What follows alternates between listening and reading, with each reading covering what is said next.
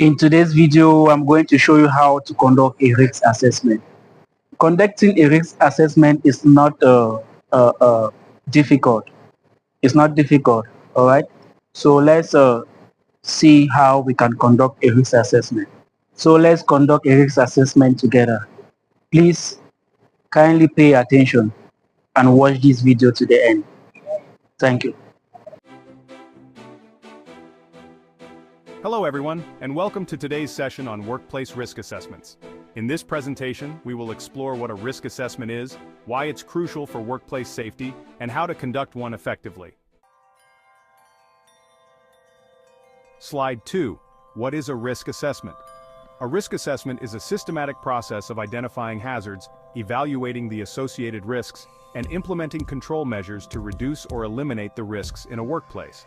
A risk assessment is essentially a proactive approach to safety. It involves looking at your workplace and your work activities, identifying potential hazards, and then evaluating the risk these hazards pose to workers. Slide 3. Why is risk assessment important? Conducting risk assessments is not just good practice, it's often a legal requirement. But beyond that, it's about protecting your employees and your business. By identifying risks before they result in accidents, you can prevent injuries, illnesses, and even fatalities. Slide 4. The 5 steps of a risk assessment. Let's break down the 5 key steps in a risk assessment. First, you need to identify any potential hazards. Then consider who might be harmed and how. Next, evaluate the risks and decide on control measures. After that, it's crucial to record your findings and implement them. Finally, regularly review and update your assessment to ensure it remains relevant. Slide 5. Step 1. Identifying hazards.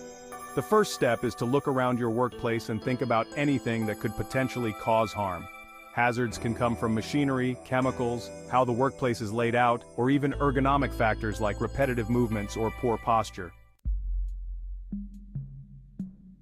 Slide 6. Step 2. Deciding who might be harmed and how. Next, you need to think about who might be affected by these hazards. This could include not just your employees, but also contractors, visitors, or even the general public. Consider vulnerable groups who might be at higher risk. Slide 7. Step 3. Evaluating risks and deciding on precautions. Once you've identified the hazards and who might be harmed, it's time to evaluate the risk. Ask yourself how likely it is that someone could be harmed and how severe that harm could be. Then, put control measures in place to minimize these risks as much as possible. Slide 8. Step 4. Recording your findings and implementing them. Document the